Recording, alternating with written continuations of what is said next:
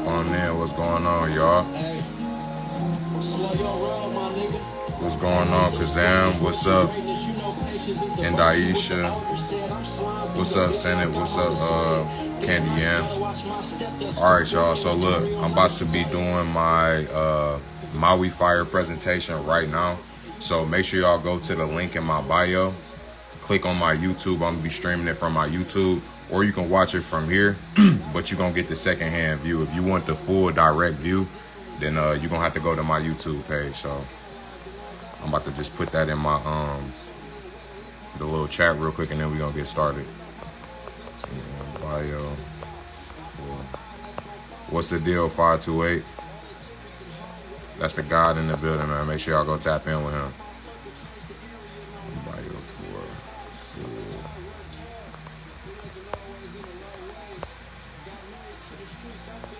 Boom. Okay, bet. Price change. Say if you looking for a handout, or nigga put you on, then you ain't in the right game. Just have patience, keep your head high. Stay down and watch the bread flop. Hold on. Hey, prepare for anything. My niggas rap like cellophane. Into the game, and it ain't been the same. Picture frame on the ceiling, man. So when I look up, I see that nigga, hey, the God. I'm pouring up to everything I ever accomplished. Do they know who he is? The way they speak is hella obnoxious. I'ma get my flowers, not the way that they do with the Oscars. And Okay, bet. Hope trying not to get this wall. So it's only right that I profit. I mean, whatever. Okay, there we go. And then I get more out on top. I really like this song, put me close. All right, bet. All right, y'all. So look, we about to be going over this whole Maui fire thing, Maui incident that happened. If y'all don't know what happened, August 8th, it was a big ass forest fire. This is the biggest forest fire I think Maui has had in over 100 years. I don't even know if it was just Maui, period. I think it was actually the entire United States. And if y'all can see in the picture in the background, this is what happened. You know, you can see all the burnt cars and stuff in the back. And the shit was crazy. So I'm going to just go over it. It's a lot of speculation going on, whether it was zapped by a laser, whether it was caused, whether it was weather modification. But I'm going to just be presenting all of the information to y'all and showing y'all exactly what happened. So first we're going to start off with the history of Hawaii, because before we talk about anything, we need to know the history of the place, the origin of its people, and all of that. So the Hawaiian people are originally descendants of the Polynesian people. So if you don't know what Polynesia is this area on the map. So if you look at this picture on the right side, you can see that it's in the Pacific Ocean. It's right in between North America and Europe. It's literally damn near in the middle of the world. So in Polynesia actually means many islands. Poly meaning many, and then Nesia meaning islands. So it's a bunch of little islands in this area, right? And if you look at the picture on the left, you can see a whole bunch of other islands. You got New Zealand, Cook Island, Samoa, and Micronesia. This means smaller islands. Melanesia means black islands. So you got all these people that came from these islands. All right, these are the descendants. The Hawaiians are the descendants of these people. All right, so this is how they got over there. The ancestral roots of the Hawaiian people trace back to the Polynesian people who migrated from the Pacific. They traveled thousands of miles in double-hulled canoes, carrying their traditions, languages, and cultural practices to the islands. Hawaii became a part of this vast Polynesian network, contributing to the rich Pacific heritage. And I want to show y'all, the reason that I really want to show y'all the history of the Hawaiian people is because I want y'all to see how what's happening then is still going on now. And once I get through this, y'all gonna see all the connections.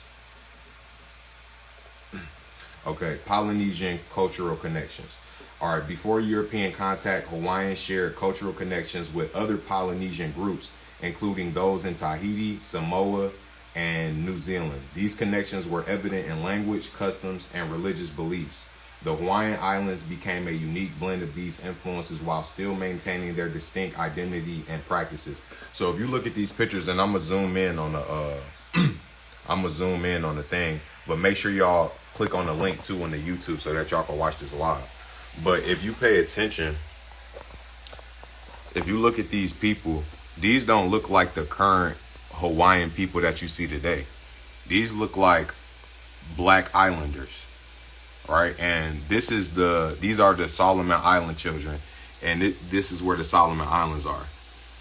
And these are the Tonga people right here, and this is the Tonga Island. So you can see that these people look very similar.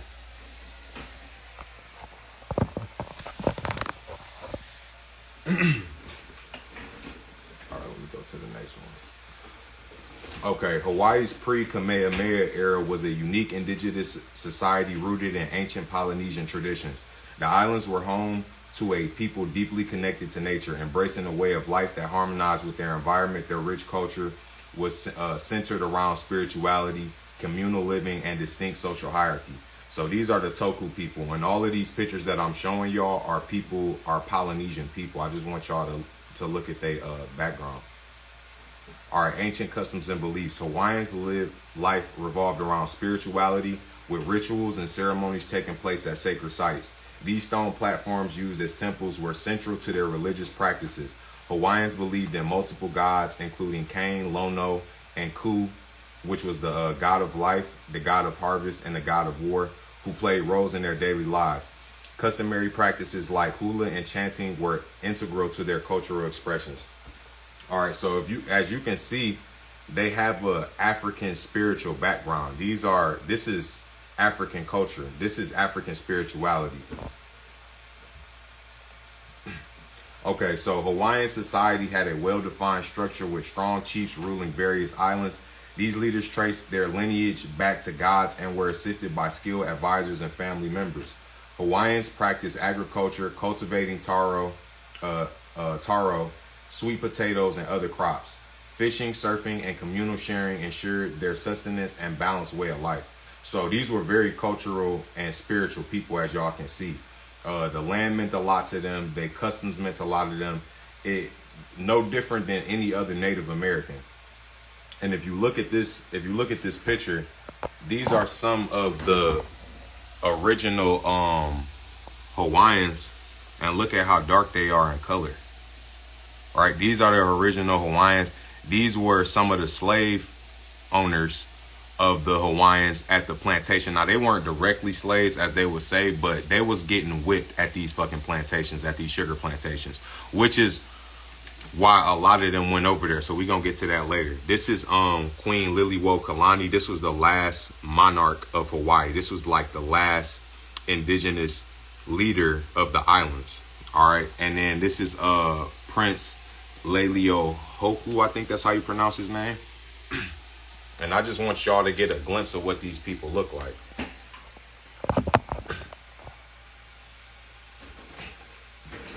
Okay, boom. We on to the next one. Hold on 1 second. What's the word, Clocksan? What's up, Clocksan? Hey, Clocksan, you can hear me well, right? Okay. Now, King Kamehameha. Hold on. I just want to make sure I get some feedback real quick. Anybody that's on the live stream on YouTube, just let me know if y'all can hear me real quick. So I don't want to be talking for no reason. Okay, and nobody responded. Okay, so King Kamehameha was, now this is where it all began. King Kamehameha was, hold on, I'm gonna just read this first. King Kamehameha's era was when it all began. Using European firearms from white traders, he took over all the islands under his rule. The influence of British sailors John Young and Isaac Davis, who acted as intermediaries, marked the beginning of European influence. This shift laid the foundation for colonization. So King Kamehameha, before Europeans came over to Hawaii, the islands, and if you don't know, Hawaii is a bunch of islands. Hawaii isn't just one island. It's like several different islands. And there were kings that were dominating in different islands. King Kamehameha was the first chief of one of the islands to take over all the other islands. And the way that he did that was by using European firearms. So basically he united with Europeans and got their firearms and went and took over the rest of the islands. Now, as you can see, the clothes that he's wearing isn't even traditional Hawaiian clothes. These are European clothes. So at this point, I'm gonna just say that he's indoctrinated, because it's clear. His whole mental has changed. His whole culture has changed. He switched over to a Eurocentric culture. So this is Isaac Davis. This is one of the Europeans that he worked with to do all of this. So, okay, moving on to King Kamehameha III. Now, and if you didn't know too, this is also where Dragon Ball Z Kamehameha came from. That's where the name came from. It actually came from King Kamehameha in Hawaii. So King Kamehameha III, his grandson, his second son really wasn't able to do much difference. At this point, Europeans are taking over the land. So King Kamehameha III was faced with the battle of colonialism. Although Hawaii's economy prospered through trade and the introduction of new crops, the islanders also faced devastation from foreign diseases. The introduction of Christianity led to shifts in Hawaiian traditions and social norms and cultures as missionaries overshadowed native practices. So basically what happened was Europeans came over, they infiltrated through King Kamehameha I, and then after that they just started laying the foundation for how they were going to do things. And you can see this cycle is not new. This is nothing new. They did the same thing in Africa. They went over there, they introduced Christianity. They started changing the traditional norms. They started changing the traditional norms. They started changing the cultural norms, because in order to infiltrate a people, you have to infiltrate their culture. You got to be able to infiltrate their mind and change their perspective on God. You got to change their perspective on themselves and so much more. So these are some more pictures. Let me show y'all on the phone. I'm gonna leave y'all out. Okay. This is King Kalakaua. I don't want to butcher it, but this is one of the kings. These are some Hawaiian women from 1890, and she is pissed. This lady over here, she keeping it together because she like, I want them to see how beautiful Hawaiian women looked. But this one over here, you could see it all in her face. She like, fuck you. For real. So this was the takeover right here. This was the takeover right here. And these are some more children from Papua New Guinea. These are some other Polynesian people. So these are the descendants. This is Hawaiian people early on.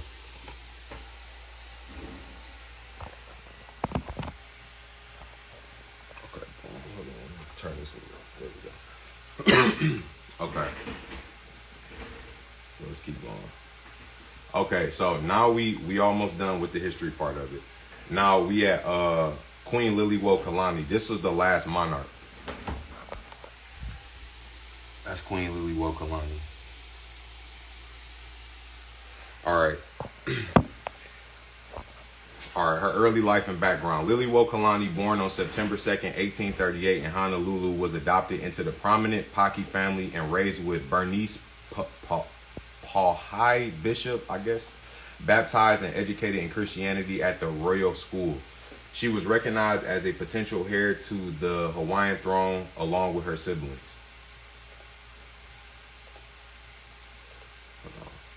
Okay.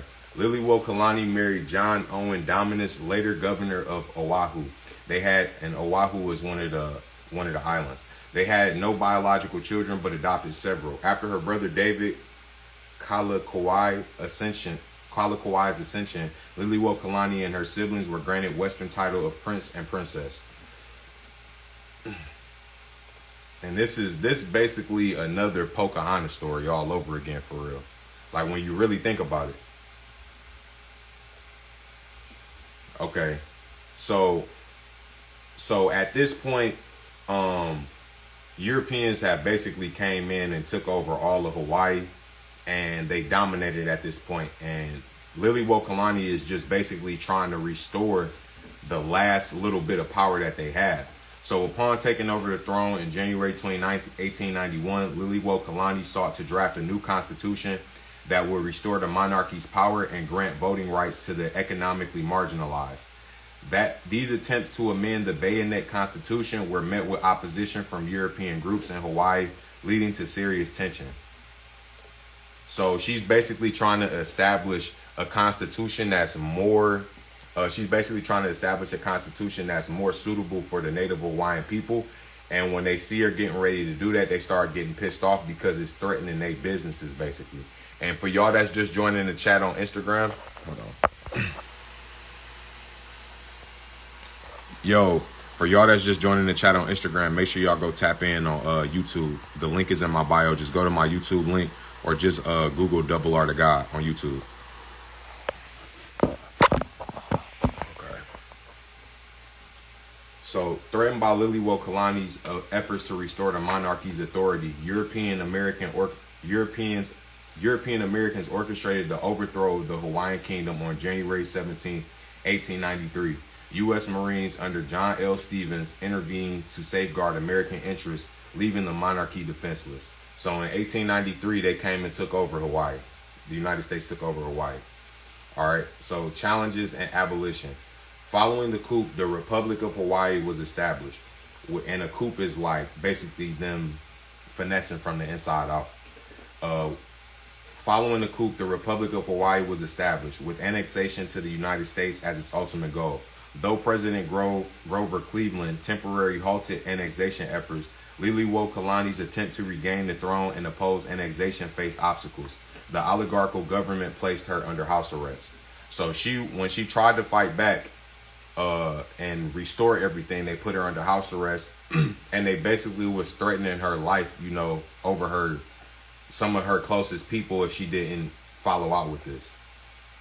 All right, on January 24th, Liliuokalani was forced to leave her throne, officially ending the Hawaiian monarchy along unsuccessful uprisings to restore the monarchy and resistance to annexation. The United States basically took over Hawaii.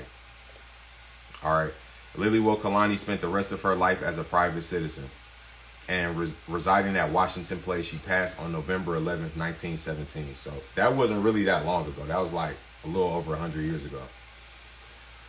All right, so now all of this is going on. They further entering into they takeover. They further entering the colonization. So this is the pineapple industry. If y'all don't know the pineapple's dole, this is where they started their foundation, was in Hawaii. This whole little travel from Europe to or wherever they was over to Hawaii and them taking over the land was so that they could start these pineapple industries and so that they could start these sugarcane industries. And that's what it eventually led into. So in the late 19th century, the establishment of sugar plantations in Hawaii caused a labor shortage that forced plantation owners to recruit immigrant laborers. These immigrants coming from different regions endured terrible work conditions, long hours, and poor treatment on the plantations. These plantations laid the foundation for the subsequent Hawaiian agriculture. So the migration of immigrants to Hawaii remained diverse. Among these newcomers were Korean and Spanish immigrants. The struggles of various immigrants groups persisted. They protested, striked, and worked together to create better work conditions. Because, y'all, they was literally getting their asses whipped out there working in these conditions.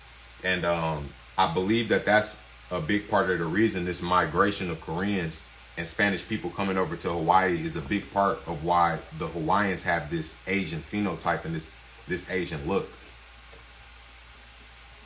And it's like the Hawaiian people are a mixture of the Polynesian people and Asian people. Okay, so the harmful legacy of sugar plantations. Sugar plantations have had a dark history in Hawaii, and they had a lot of power, which led to the American takeover of Hawaii in 1893. Even after sugar companies changed, they still hurt Native Hawaiian farmers by taking away water they needed. So now, even after these sugar plantations died out, they start taking over the water that was being supplied throughout the island, and just completely taking over to where the point that the average citizen couldn't get access to it. I think we got one more slide left, and then we about to get to the juicy part, y'all. All right, so struggles for water rights. All right, so this is more up to date. So this was back in the 1900s, where they were struggling to get water and whatnot. This is 2018, right? Struggles for water rights and justice. Local farmers fought hard to get back their rights to water, even though big companies were against them. Despite the challenges, these farmers kept fighting to get their water back. This goes back to the rights that were given a long time ago by the Hawaiian Kingdom, because these people, they have rights to this land through the original people back in the Kamehameha era. So getting back water means a lot to the farmers and shows how them standing up against the bad things that happen because of colonization and big companies. So disaster capitalism at its finest. And I'm reading this article over here. Fights over water amid West Maui's charred ruins ignites new fears. Hold on, let me zoom in on this. Okay.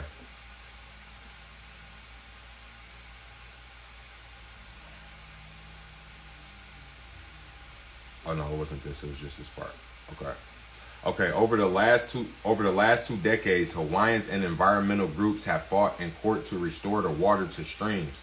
In 2018, CWRM mandated water be returned to some streams. Since then, the Sierra Clubs has continued to fight for water to be returned to more of the streams. So for the last 20 years, Hawaiians have been fighting over water on their natural land. All right, boom, we out of there. We out of the history. All right, so now we moving on to the why. Why? Because we still got to get back to the fire. Why would they even cause a fire or do something like this? So this is what I want y'all to pay attention to. This is Jumpstart Maui. Jumpstart Maui project is a renewable energy project that aims to demonstrate smart grid technologies that will enable the efficient use of renewable energy and contribute to the implementation of a low carbon social infrastructure system in island regions. The project was a collaboration between Hitachi, which is a big company if y'all don't know. They not I think that they produce motorcycles, if that's not Suzuki.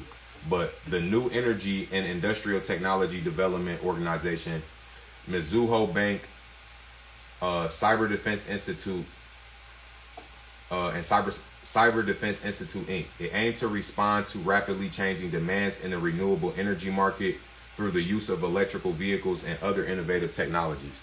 So the Jumpstart Maui project aims to demonstrate a smart grid technology. What does that mean? Essentially, what they're trying to do is make the entire island a battery. They're trying to make a smart grid. Anytime you hear smart or green, just know that it's an underlying message behind it. They're going to always incentivize their plans to you. They're always going to make it seem like an electric car is beneficial for you and it's not beneficial for them. They're doing something for the environment. So what they're getting ready to do is make an entire smart grid system on the island that's based off of AI, that's going to be based off of probably blockchain, and it's going to be mostly electric cars. You probably won't have any fuel running cars over there. All right, so let's go on to the next. This is a picture of how they plan to have it. So let me show y'all here. Y'all see how they got the smart city platform at the top? That's basically going to be the basis of the city. It's going to be power to your car. It's going to be power to your house. So look, smart PCS, smart water heater, right? Everything's smart.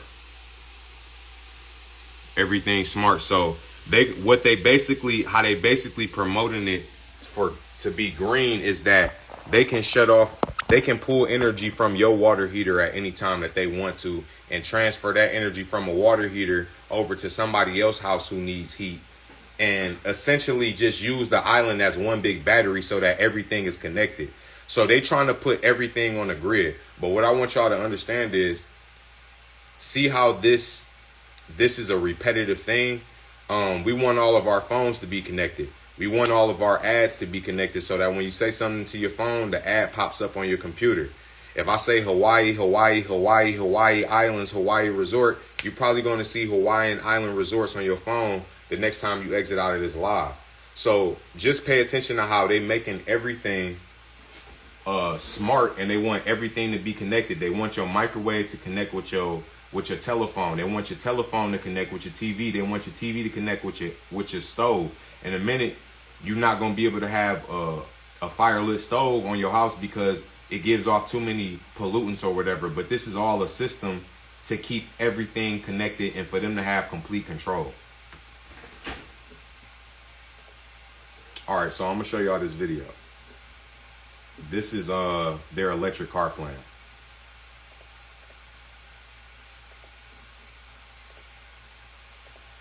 What? Okay, I can't even show y'all this video because of copyright claims. That sucks.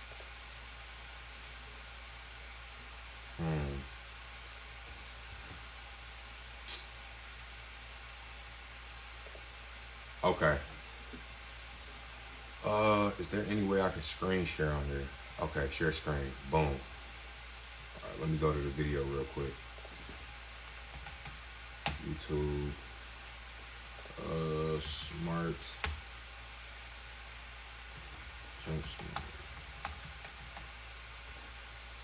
Okay, bet. All right, I found it, y'all. Let me go to the video real quick. And if for some reason this don't work, you can go on my homepage. I posted this snippet in my last video that I posted. But I'm about to pull it up right now. Share screen. Just Smart Maui.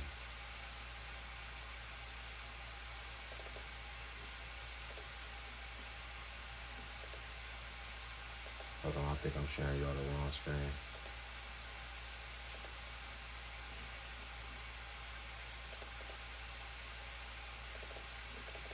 There we go. Okay.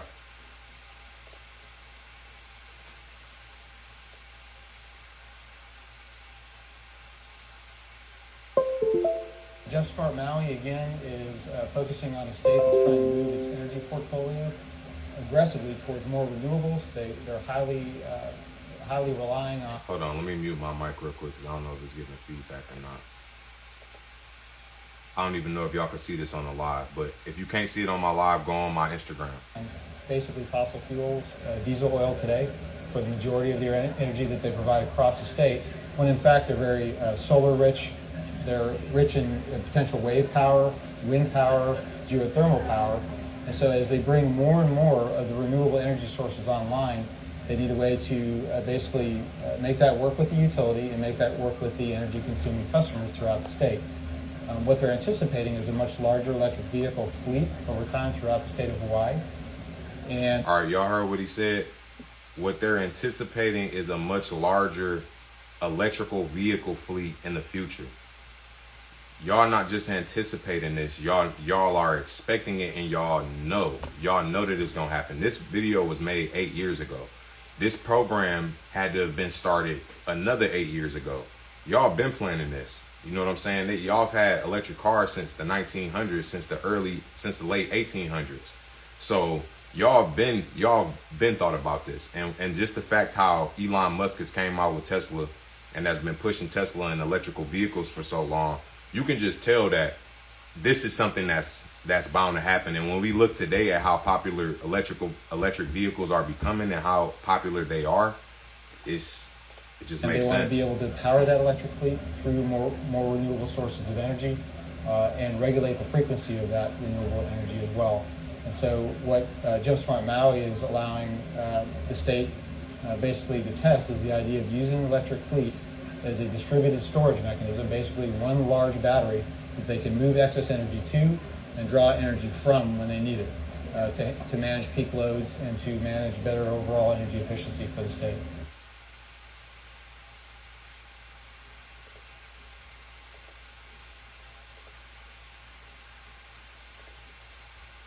Okay, hold on. And then this is another one.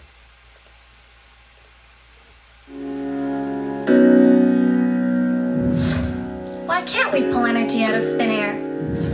No matter where you go around the world, reducing our impact on the environment and decreasing our dependence on fossil fuels is on everyone's mind.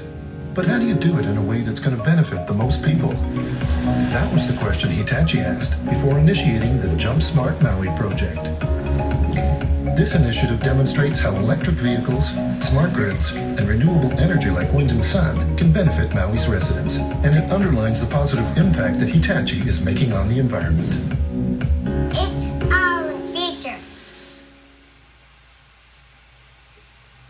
Okay. Let me get back to. But yeah, those are the videos that I wanted to show y'all. So that is the plan that they have, and you can even see in that video they had one of the spots was marked on Lahaina. Let me go. Did my whole thing just exit out? That's crazy. My whole presentation just exited out. Hold on. Let me get back to it, y'all.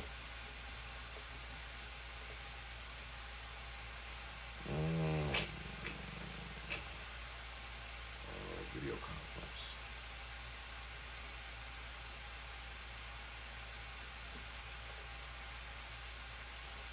Yo, my bad, y'all. My whole thing just went out. Let me open this back up. Continue.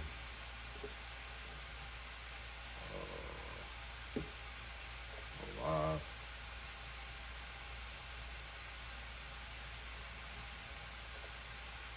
Ooh. Edit. Yo, that's wild. Hold on. I think I might have to end this stream and start a new stream.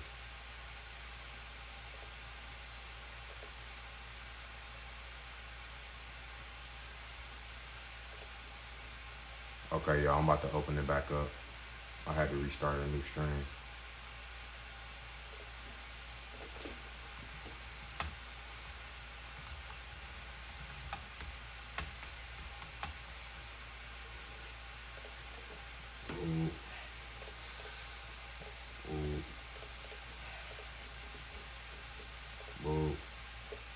Public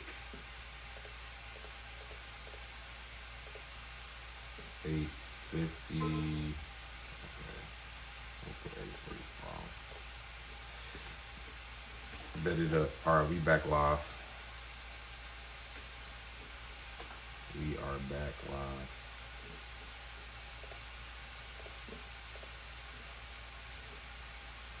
Okay. Boom.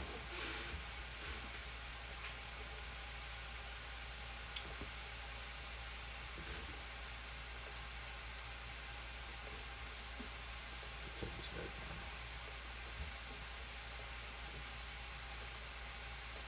down. Dang, they took us all the way back out. How y'all over there feeling in the comments?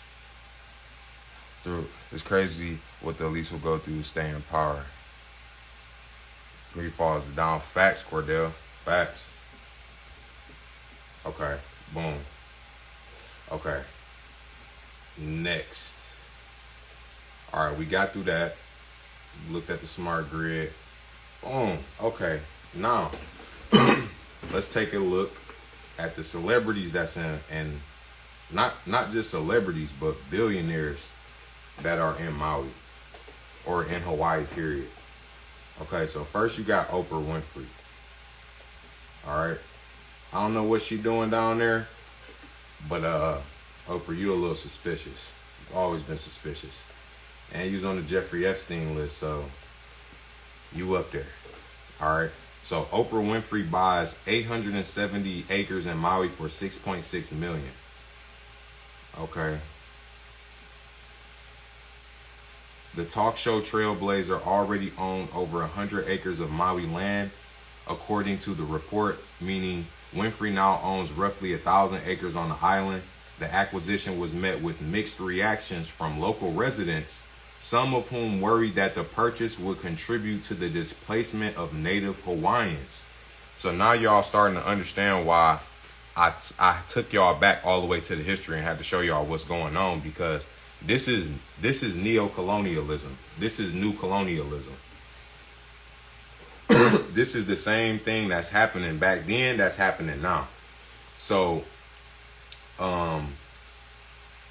why would residents worry that the purchase would contribute to the displacement of the native Hawaiians? Because the Hawaiians are already aware of they bullshit. They already down there seeing it happen on a daily basis. When somebody comes up here or to your state and buys 1,000 acres of land, you're not fearing that they about to take over, or that the Hawaiians are gonna, or that your people on your island gonna be displaced. You like, no, they just buying 1,000 acres of land.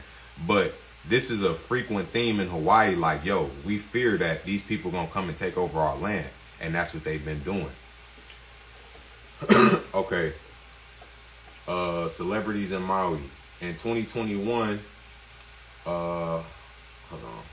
So I don't want to just be reading all of this to y'all.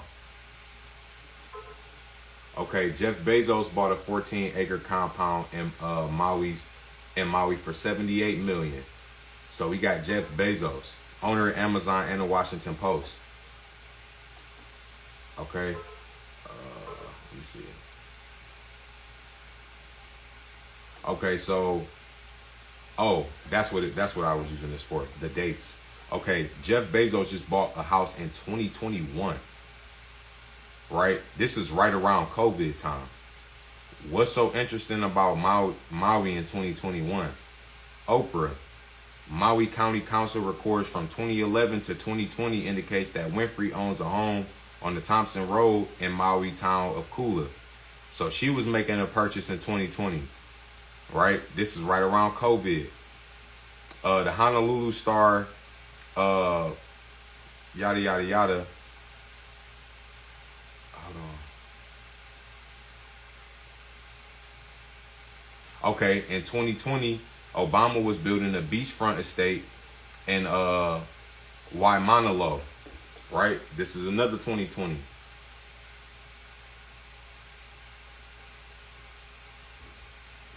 All right, all these people is buying property in this area. These rich billionaires is buying property in this area around the same time. Okay, and this is just the image to show you where their properties was during the fire, to clear up any confusion. Because I seen some people online that was saying that Barack Obama's house was right next to the fire, and it almost got burnt, or didn't get burnt, or something like that. But Barack Obama's house isn't even on Maui. It's on another island, Oahu. If you look up here in this picture to the right, you can see this is Maui right here. These are some of the Hawaiian islands. His house is over there. All his spots are over there. So I just wanted to clear that up, because I don't like when people take this type of information and just, try to just make their point and, aren't really don't have any facts behind it. You know what I'm saying? So that is where the term conspiracy theory gets promoted and gets convoluted, because now nobody believes anything, because people just putting out everything. So I just wanted to clear that up, that Obama spot was not over there. Not that I care about clearing his name, because I think he on some bullshit too, but just to make that point. Okay. So Jeff Bezos, he got a little spot over there, 78 million, 14 acres. Jeff Bezos owns the Washington Post, and he owns Amazon. We buy everything off of Amazon. This man also owns the Washington Post, which is a syndicated news newspaper. So it's like the same person that we buying everything from is also the same person who is behind what we see in the media. And I thought that was just important to let y'all know, because when you see the Washington Post, you don't think Jeff Bezos. And that's very important to note, because why don't you think Jeff Bezos? You know what I'm saying?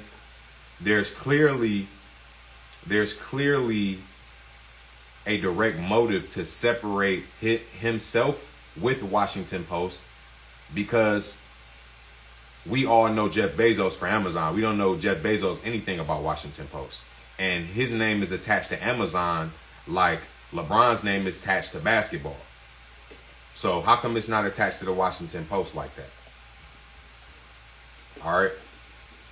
So then we got Big Brother, Mark Zuckerberg, who has spent a whopping 17 million on 1,500 acres. Right? Mark Zuckerberg owns Facebook, Instagram, Threads, WhatsApp, Oculus, Meta Reality Labs, which is a VR and virtual reality and augmented reality company. And he also owns Breakthrough Energy Ventures. And Breakthrough Energy Ventures is another clean energy business. So the whole Jump Smart Maui that I showed y'all earlier is a clean energy system. That is the whole point of them making it, because they're trying to reduce the amount of natural resources and fossil fuels that are being used in the island or around the island, and convert over to smart energy. Mark Zuckerberg, he has Breakthrough Energy. So these are tech heads. These are all the people.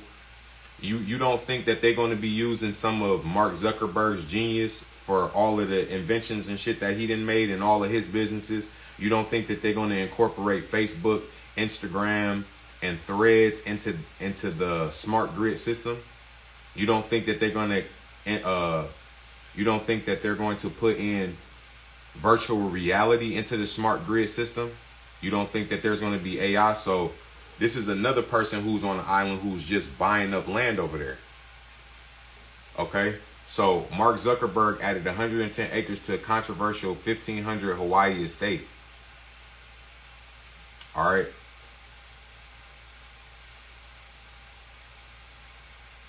Hold on.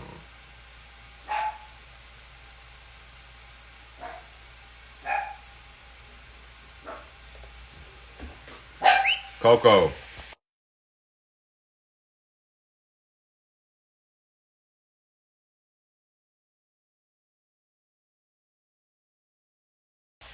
Okay, hold on. My bad, y'all. Okay, I'm gonna read this real quick. Mark and Priscilla continue to make their home at added the way closely with the number of community plans to operate on the ranch. Survey.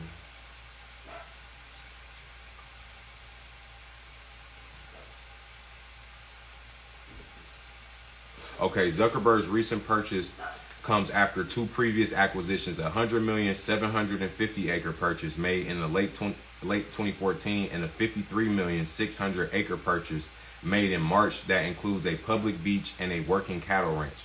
Zuckerberg's massive estate has met with criticism and controversy. In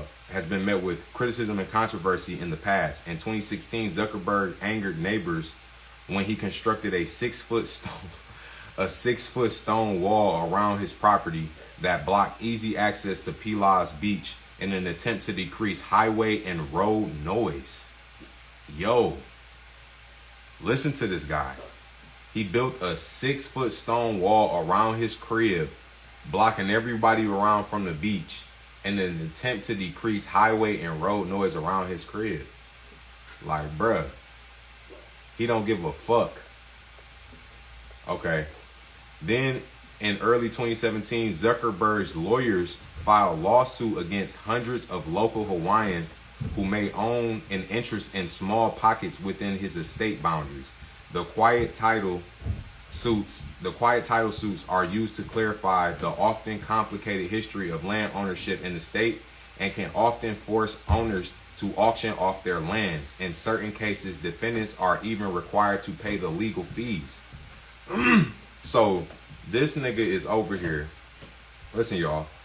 Mark Zuckerberg is buying up land and suing people for their land. Like, that's crazy. That's out of pocket. Like, bro, you can't come to people's land, buy people's land, and then try to tell them it's not theirs. Like, bro, this dude is tripping. So now he's suing hundreds of Hawaiians because they own land over there and he don't want them to have it. Like, that's crazy. All right, somebody said, this is the face of neo-colonialism. A law professor at the University of Hawaii to The Guardian in 2017. Even though a forced sale may not physically displace people, it's the last nail in the coffin of separating us from the land. For us as Native Hawaiians, the land is an ancestor. It's a grandparent. You just don't sell your grandmother, right? So what is he saying? You know what I'm saying? He's saying that the island is dear to them. They not giving up the land. The land to the Hawaiian people is like an ancestor, and they would never sell their ancestor. That means they would never give up that land. They is not giving up that land for no money. They not giving it up for nothing. So the only way that you going to get them people off that land is if you force them people off that land. And that is what Mark Zuckerberg is already doing. He already over there trying to get people to get off their shit. And like he said, this is even though a forced sale is not sale may not physically displace people, it's the last nail in the coffin. And that's what's going on in Hawaii and Maui right now. People's houses is on fire, and big real estate companies are calling down there asking the people want to sell their homes. Why? Because we not going to be able to get, there's no other way that we about to get these people to get rid of their homes. You feel me? So let's keep going. He paid a reported $200 million for two parcels of land. One at a former sugarcane farm called the Kaluana Plantation, and a second at Pila Beach. According to multiple sources speaking with Pacific Business News, Zuckerberg and wife Priscilla Chan almost bought a much bigger Hawaiian property. Instead, the 56,000-acre Molokai Ranch on the island of Molokai. The Molokai Ranch is the 7th largest property on all of Hawaii, taking up nearly a third of Molokai's land space. The Pacific Business News said Zuckerberg developed an interest in the property during a recent hunting trip to the area. So Mark Zuckerberg paid $200 million for two parcels of land in Hawaii, right? At a former sugarcane farm. Was I not just showing y'all how the previous colonizers at the sugarcane farm, previous colonizers were creating sugar farm plantations? This man comes over and buys the sugarcane plantation. Like, that's crazy. Like, I don't know if that's just a coincidence or if that's just some new if that's just neocolonialism at its finest. You feel me? So, and then outside of that, he almost bought the 7th largest property in Hawaii. Mark, what do you need with 56,000 acres of land in Hawaii on top of the $200 million that you just paid for two parcels? Like, you know, that's none of my business, but it's just fishy to me. And if he did, he would have owned the 7th largest property in Hawaii. All right. Mark Zuckerberg and Priscilla Chan purchased close to 600 acres of land on the Hawaiian island of Kauai for $53 million in a March deal. According to public records, the Facebook founder and his wife bought the swath of land in 3 separate transactions, records show. The acreage is located in the northeastern part of the Garland Islands. Hold on. Okay, the land was purchased through Lepuli LLC, which is registered in Delaware and tied to a limited liability company in San Francisco. Square 7 Management, according to deeds on record with the Hawaii Bureau of Conveyances. So they went through a couple of things to buy this property, and that's pretty normal for businesses to do. But I'm just showing y'all, just pay attention to how they move. You know what I'm saying? A person like Mark Zuckerberg might not just buy something flat out in his name. He's going to go through multiple companies before he does it. All right, Ms. Chan and Mr. Zuckerberg, whose net worth is $117 billion, according to Forbes, acquired about 700 acres of land in the region in 2014 for more than $100 million. The Wall Street Journal reported in 2019. Parts of their estate have been embroiled in a feud involving the rights over Kulina lands, which were granted to the native Hawaiian families in the mid-1800s and have been passed down. The couples has The couple has been developing a ranch on some of the land they already own. They intend to be mindful of the conservation effort of the Waioli Corp, according to a statement about the sale. Right? So there's been a few involving the rights over the Kulina lands because they were granted rights to that land in the 1800s.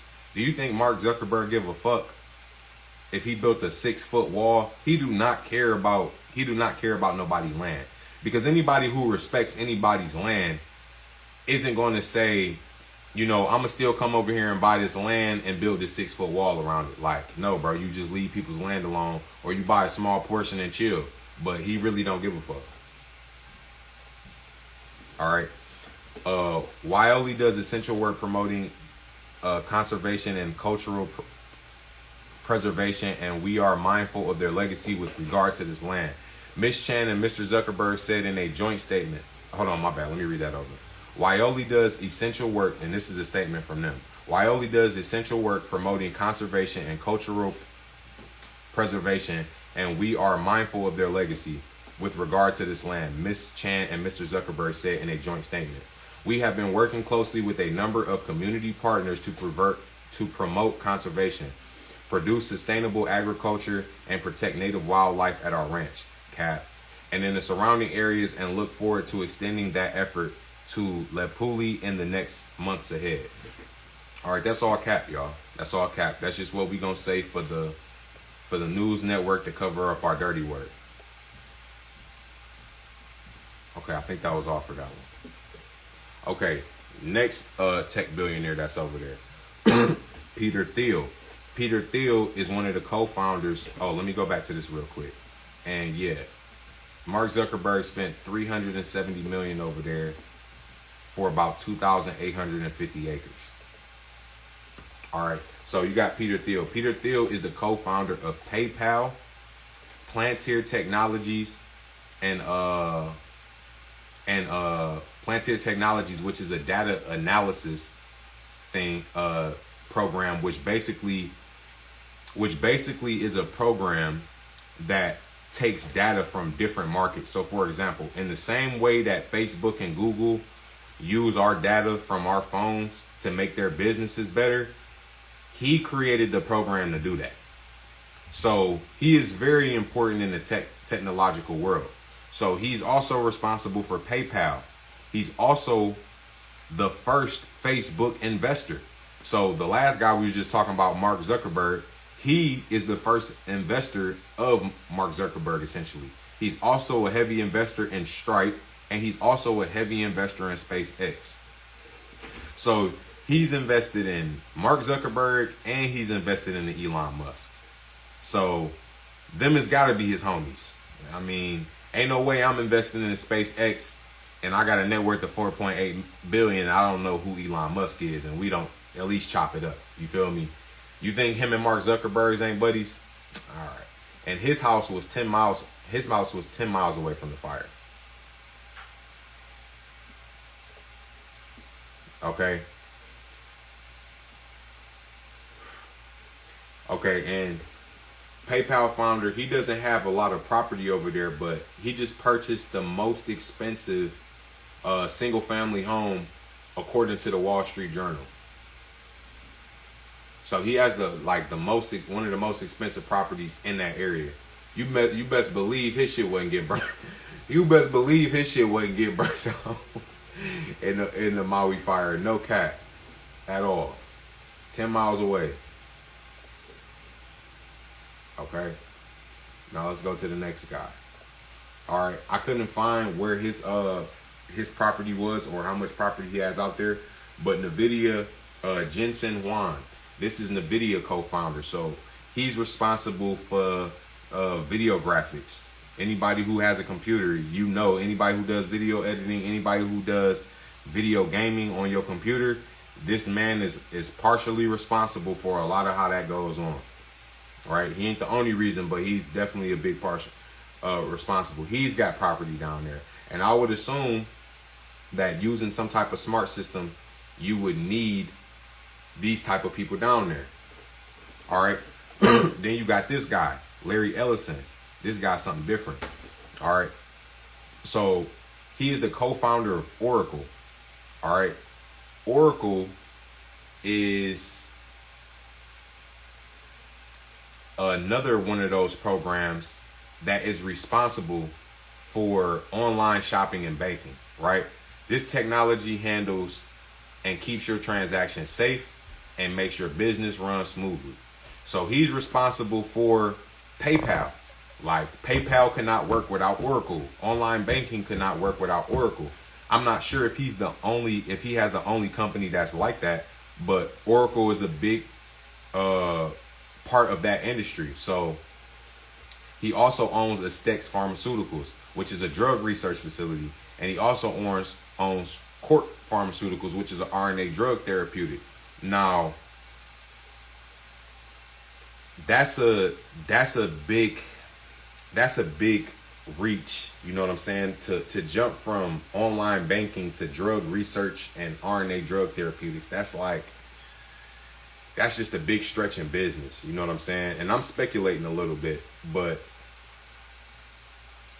I just think that there's something interesting with the fact that this man is into RNA drug therapeutics with the whole jab situation going on.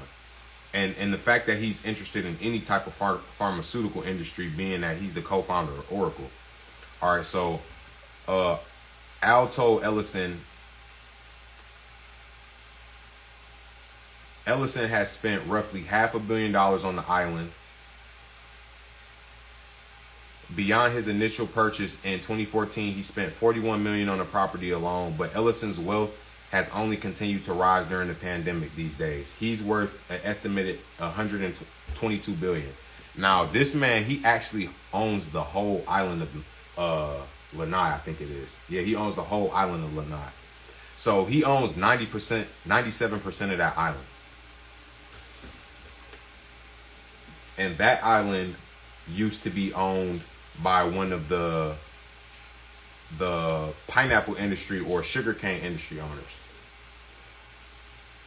Okay, so he's building like a resort over there, some type of crazy green resort. So listen, Sensei also built a luxury spa called Sensei Retreat that starts at $1,130 a night.